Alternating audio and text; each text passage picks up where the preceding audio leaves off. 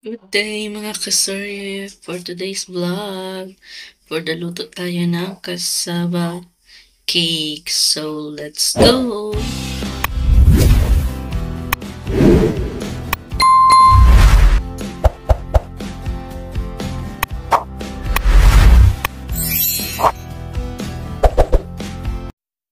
So, ito na nga yung ating grated cassava mga kasorye.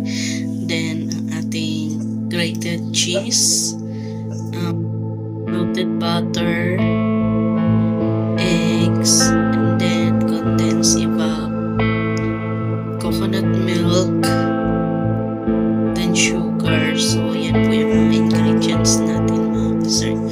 So, una po ay akin na batiin yung ating itlog. So, for the bati tayo ng ating itlog.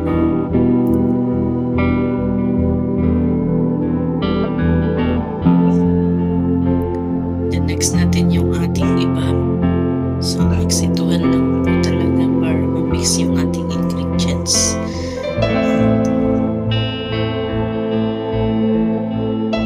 Then, lagay natin yung ating condensed milk.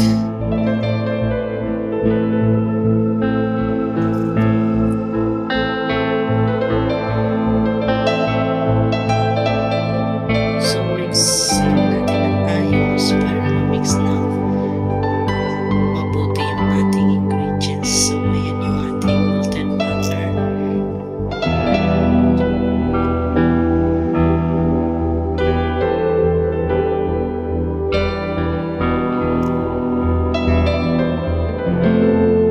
Then yung ating coconut cream.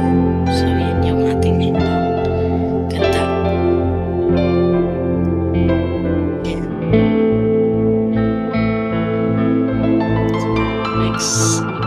Mix lang natin ng maayos. And then, here na yung ating grated cassava. So, ayan, ang dami pala nitong aking niluto. Kasi, ang dami pala ng grated cassava.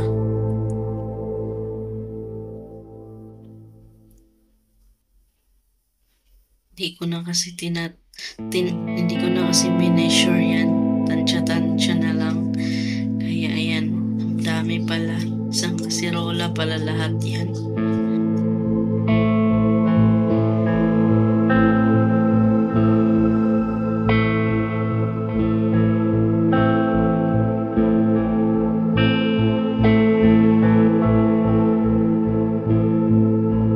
So, ayan. Mix na natin para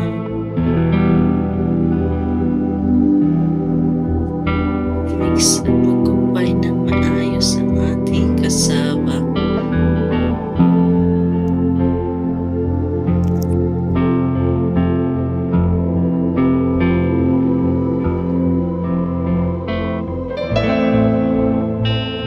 There it is. Mix natin ng ayos. Ayan.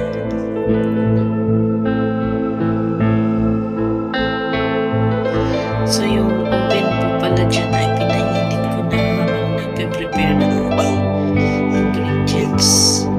Ayan. So, nilagyan ko. Actually, itong pan na yan ay nakalimutan kong lagyan ng oil. Nakalimutan kong punasan ng oil. Pero yung sa next round at sa mga maliliit na pan ay pinunasan ko na. So, ayun. Nakalimutan ng lola nyo. Nakalimutan ng inyong kaserye yung pag-grease ng oil sa baking pan. So, ayan. Nahirapan tuloy akong magtanggal kasi super dikit niya.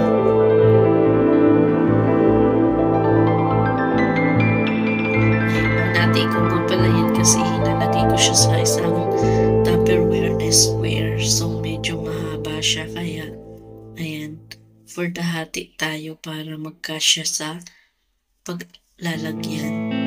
Kasi magsasalang pa po ako dito ng isang salang pa sa baking pan dahil yan lang yung baking pan na meron at yung the rest ay yung sa pang leche plan na pan ang aking ginamit.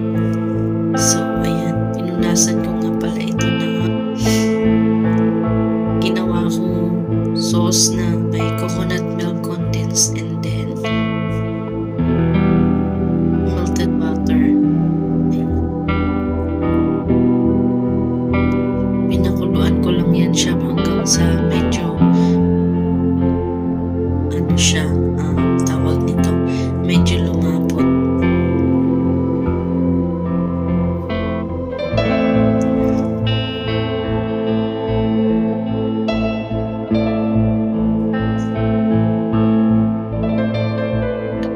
So, sa mahilig magkape, magtimpla na po ng kape at ready na ang ating kasabaki, mga kasarye.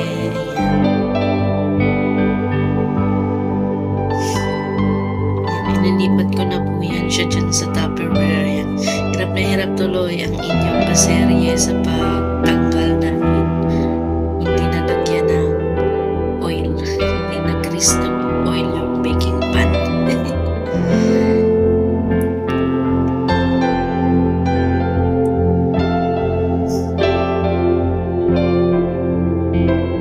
So, ayan na, na-inflat ko na yung isang kalahati. Papatong ulit yung isa.